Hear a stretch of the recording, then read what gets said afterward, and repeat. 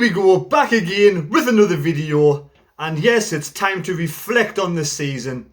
It's time to think about, my verdict on this season. As you can see, I've just taken a break from doing the stripping in the bedroom, sorting the walls out. Very subdued today, very subdued. After the Lord Mayor's show. I did drown my sorrows a little bit last night. Had a couple of drinks. Didn't bother with the bottle of wine. Changed my mind last minute. Had a couple of pints instead with a nice meal. Out with a friend. And very disappointed yesterday, as most Sunderland fans are, bitterly disappointed. Now, I want to take time out to thank you who've supported my channel throughout the season. You put on wonderful comments last night, comments on the game after Lincoln. I haven't responded to all your comments. I will get back and like them all, read them all over the next few days. Never had time to read them all. I've read some of them and not all of them. And in this strange year, it's been a strange year, it really has. COVID and lots of other different reasons. Everybody out there, every now and again suffers from a little bit of depression. And because I'm this mad, wacky character, people probably don't realise that sometimes I get a little bit down as well. I get a little bit down, a little bit sad as well. And it's people like you on the channel. I've decided to become a YouTuber. I don't know the reason why I did it, but I just suddenly decided to become a YouTuber. And the support and the help from you out there who's watched the channel, who's helped grow my channel over the years, it's much appreciated. I really do. I appreciate all your comments, all your likes, all the input. It's made this season, it's made the last couple of seasons, it's made this last year, you out there have getting me through one of the worst years of my life. And support from like of yourselves. If it wasn't for the support of yous out there watching this channel, helping me, I don't know what I would do, I really don't. So I want to say a big thank you for you out there supporting. Doesn't matter what club you're from. 99% of the comments yesterday, 99.9% of all comments yesterday were good, positive comments, whether it was from Newcastle fans. Plenty of Newcastle fans came on and said, they wish us all the best in the future. Plenty of Lincoln fans, Coventry fans from all over the globe, all over the world watching the live streams and all over, countryside. Different clubs coming on, supporting, wishing Sunderland all the best in the future. Comments like that and people like that who's helped me get through this year. Absolutely fantastic. People, the moderators on my channel, and there's more people want to be moderators on my channel. You've done an absolute brilliant job, and I've made great friends throughout the whole of the seasons over the last few years. I appreciate you all. I want to say a big thank you to you all. Now, this season, it started with Phil Parkinson. And it's basically ended with Lee Johnson. Nothing's really changed. The football is being hitty-missy. We can't. Yesterday was a prime example why we cannot, finish off a season, finish off a game of football, because we can't play 90 minutes. Decent football. A game of two halves. We always come out and play well one half, the other half we're terrible. What's that down to? Is it down to confidence, motivation? The lack of energy, the lack of fitness, the lack of the ability or the want? Is this team we have what we thought at the start of the season, a bunch of average players in an average league? Clearly they are. And the only thing that's really changed at the club is the ownership. Now, I blame us spending 4 seasons in League One on Stuart Donald and Charlie Methven. Now, I did say this to a couple of close friends of mine when they took over the club at the very beginning, that my personal opinion was, as majority of people are in life, they're in it for the money and only in it for the money. And all they wanted to do was turn that 10 million into 30 million, into 40 million. That's all they wanted to do. They didn't care about the club. All they wanted is, for me, in my opinion, is that all they cared about was cash. And I blame Stuart Donald and Charlie Methven 100% for the mess we're in at this moment in time. I'm not going to go back in the Ellis Shaw days. I'm going to go about right now. Penny pinching right now, doing what they've done. Right? For me, no one else is to blame. You can blame the managers that have come in and been mediocre. But it's Donald's fault in the first place. Now we have a new owner in KLD, Louis-Dreyfus. And Things are actually looking up. This is the light. The shining light at the end of a dark tunnel is KLD coming in. Young, ambitious man who wants to succeed in football. He has the backing. He has the... For a young man, he has the knowledge, the want, the drive. He's probably got more passion than any majority of them footballers on the pitch yesterday. The first half yesterday, take it the first half yesterday. What a wonderful first half. We upped our game, we performed, we brought in Chris Maguire. We probably knew Chris Maguire wouldn't last the full match. For the simple reason is, he hasn't been played. You don't play games of football, you're not going to keep that high level of fitness. Simple as. Now, I thought the first half was fantastic. I thought the lads did brilliantly. Lincoln probably underachieved, underperformed. Lee Johnson did the decisions of changing the formation. I think he did. I think it was 4-3-3. It was great. But what happened in the second half?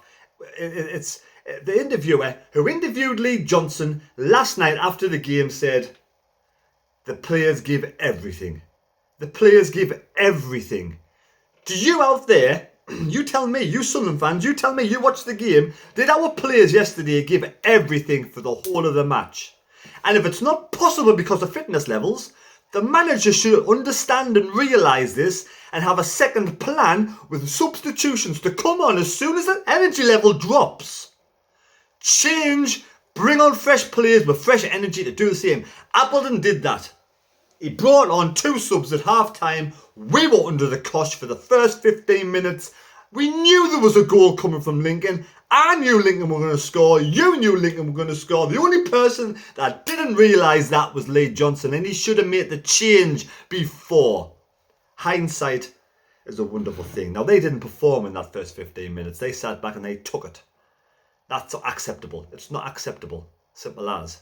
Right? People say, I should put a shirt on, go out and play football. Why should I? I've been a fan for 45 years. I'm 50-year-old. There's no way I'm going to be able to perform at that level. A 50-year-old? Not a chance.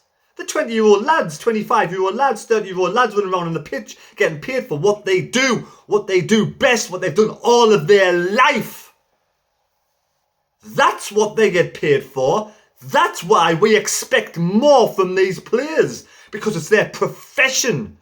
We want to see a team go out there, run around that park with pride, with passion, and absolutely play there, run their socks off. It doesn't matter at the end of the day, if we fall short. So long as we as fans can see they've put a shift in from the moment they go on the pitch to the end. We can't win every match. They're a bunch of mediocre players, simple as. But we want to see a performance. And when they walked out at half time, they came out second half. They bottled it, right? And yes, I can easily say they bottled it, right? Because yes, I'm a YouTuber, right? I decided to do this. My opinion, it's only my opinion. I ain't always correct. I ain't always right. And I couldn't play football like they did. They're at a good standard level. There's no denying they're not good footballers. They're just not a good team at the level they're at to get something promoted. They didn't give 110% yesterday, right? My profession was running. That's why the shirt's on the wall there. I earned 2 England vests when I was younger. 2, yes. I didn't start when I was in my 20s. Not like these young kids who start football when they're 9, 10-year-old and they play all their life. I didn't start running until I was in my 20s. England vest. When I put this vest on, I ran with pride, with passion, and I left. At the end, when I crossed that line, I was doubled over and I was almost sick. I gave everything. And not just for the 2 England vests. When I ran for my club, which was maybe a couple of times a month. And maybe 3 or 4 times a month. When I ran for my club, I gave 100%.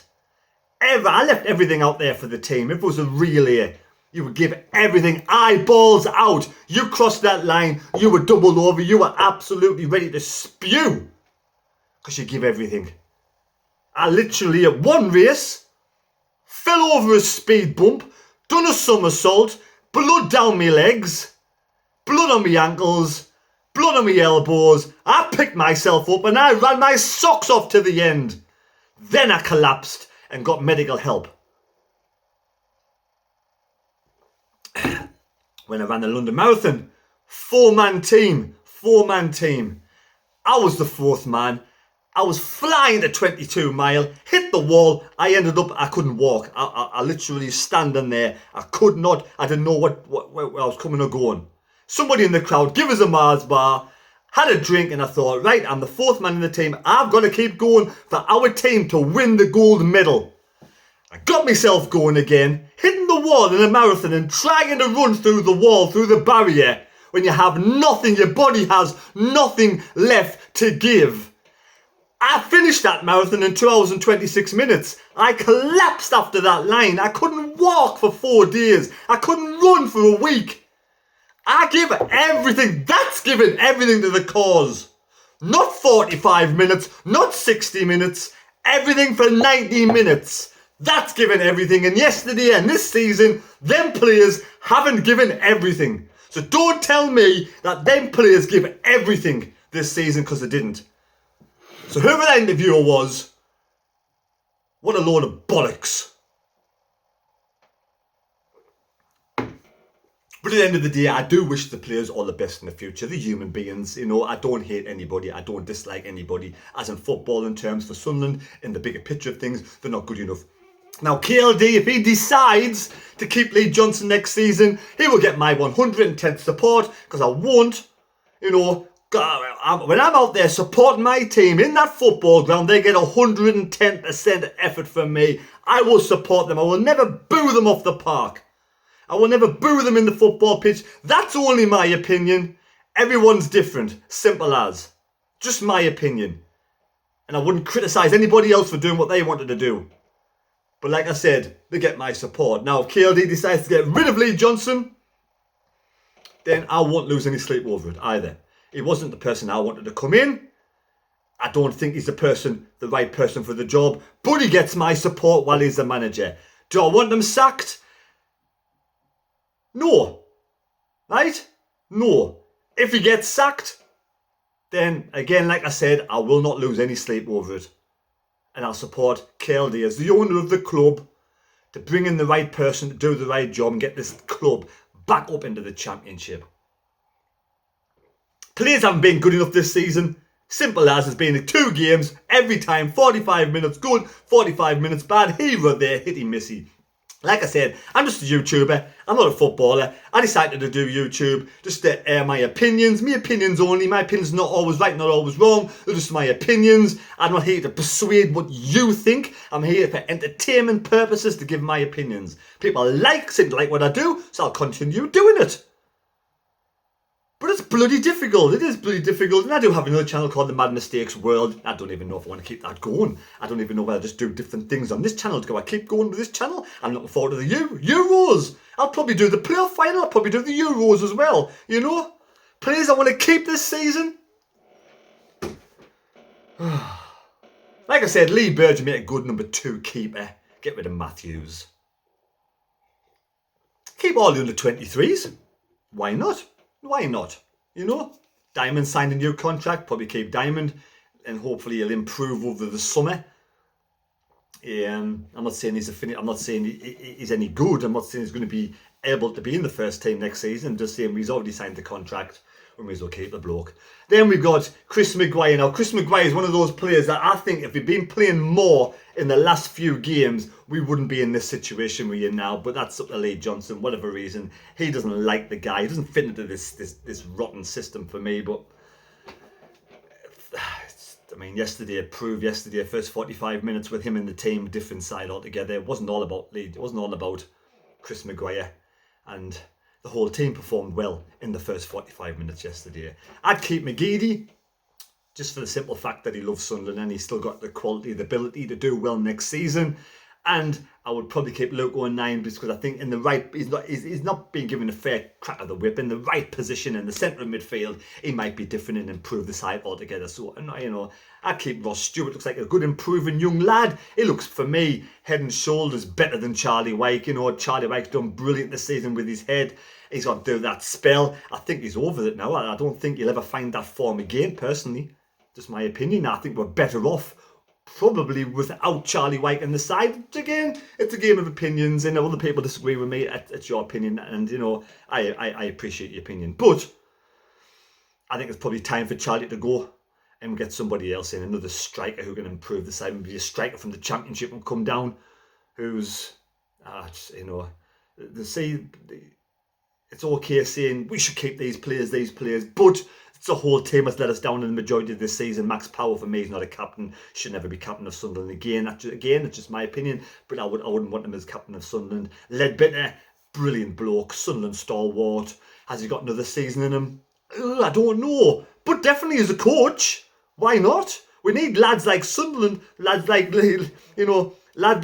Ledbetter, who love the club with passion. We need to, bring these people through the coaching roles and instill, like we did with Kevin Ball, and keep them at the club. People who love the club should be at the club, who are good enough. There's no reason why Ledbetter couldn't be a good coach. Again, if he's ready next, I don't know about next season. Like I said, there's so many things I wanted to say in this video, but I can't, at the end of the day, it's a difficult day. It is a difficult day. The season's over. It's been, again, another wasted season. I mean, thanks for also SFC Fan TV for growing that channel as well. The bunch of great lads, Michael Bowers. And, I don't even want to go through them all because they're all a good bunch of lads, but they've all got their own good YouTube channels, individual channels. Again, mate, it's a shame now I've started, so I'll finish with Dino, Conrad, Jacob, Mr. Phil himself, and also Dino. All of them, good lads. Jack.